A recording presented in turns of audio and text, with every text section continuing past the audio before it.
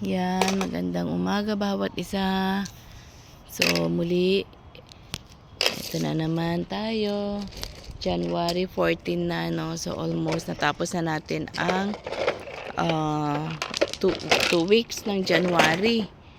So, God is good. Patuloy lang tayo maglingkod at magpuri sa ating Panginoon. Medyo malat kasi masama din yung panahon, masama yung pakiramdam, may ubo-ubo. So, grabe yung ubo ngayon, no? Parang hindi katulad noon na pag inubo ka, minom ka lang ng gamot, maalis agad, no? Dito talagang lalamunan mo, makati, masakit na hindi mo maintindihan yung lalamunan. Yeah.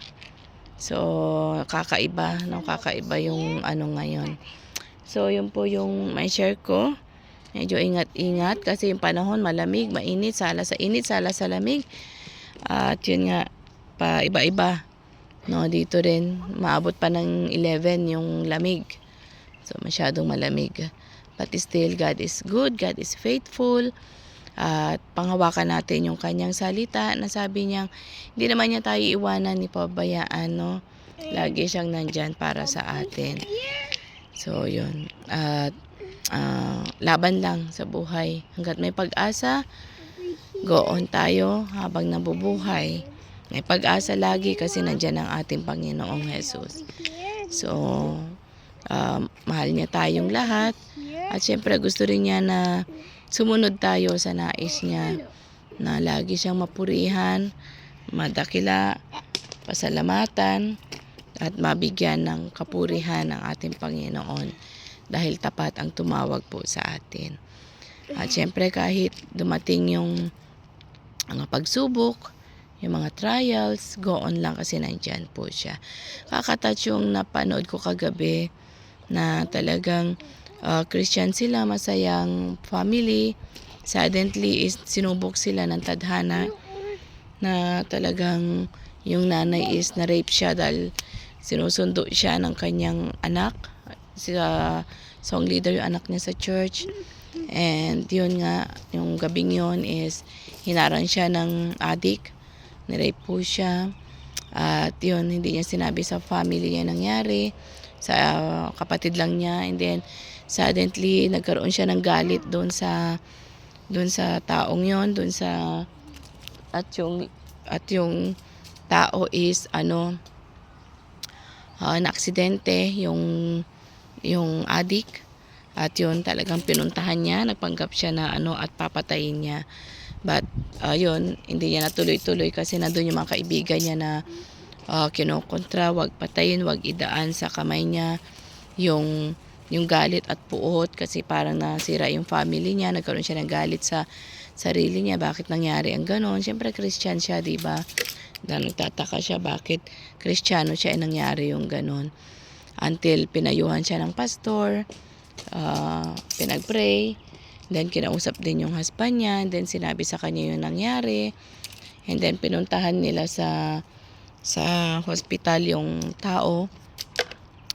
At yun nga, yung husband niya sa galit gusto niyang patayin din yung nag-rape sa kanya, pero hindi nila nilagay sa kamay sa kamay nila yung nangyari. Bagkus nagpray sila at pinatawad nila yung taong yon. At ang sabi ng doktor na yung taong yun di na rin mabubuhay kasi yun nga ang nangyari. At ang kagandahan dito is nung tinanggal na yung mga aparato, sinintay na lang yung kamatayan niya, yung rapist. But suddenly is nabuhay siya. At alam niyo po ba, to cut the story short, pinatawad nila yung rapist na yon. And then, alam niyo yung rapist na yon is, syempre nakulong siya. Nagbago siya, tinanggap niya ang Panginoon bilang Lord and personal Savior. Humingi siya ng tawad dun sa family, dun sa nirape niya. At alam nyo, ang nangyari is, siya na ngayon ang preacher doon sa kulungan. Napalaya naman siya.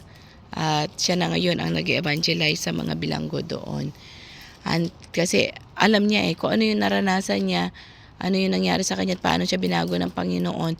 Yun din yung ginagawa niya ngayon doon sa loob, sa kulungan, na yung mga tao doon, yung mga adik, yung mga iba-ibang case is ganun din yung nangyayari. So yung nagsishare siya ngayon yung sinashare niya yung buhay niya, kung paano siya binigyan ng chance ng Panginoon na buhayin at maglingkod, at ngayon ay pastor na siya. So ganun din yung ginagawa niya ngayon sa mga tao, sa mga bilangguan, at yun nga, may tumatanggap din. So hindi natin alam yung yung ginagawa din ng Panginoon, no? Kahit masama, kahit ano, gagamitin tayo ng ating Panginoon. So grabe yung ubo ko. So God is good. So continue. Ang Panginoon ay pumunta dito para hindi sa mabubuti, kundi para sa masasama, at bigyan ng chance yung mga masasama para magbago, para go on at talikod sa kanilang makasalanan at tanggapin ang Panginoon bilang Lord and personal Savior.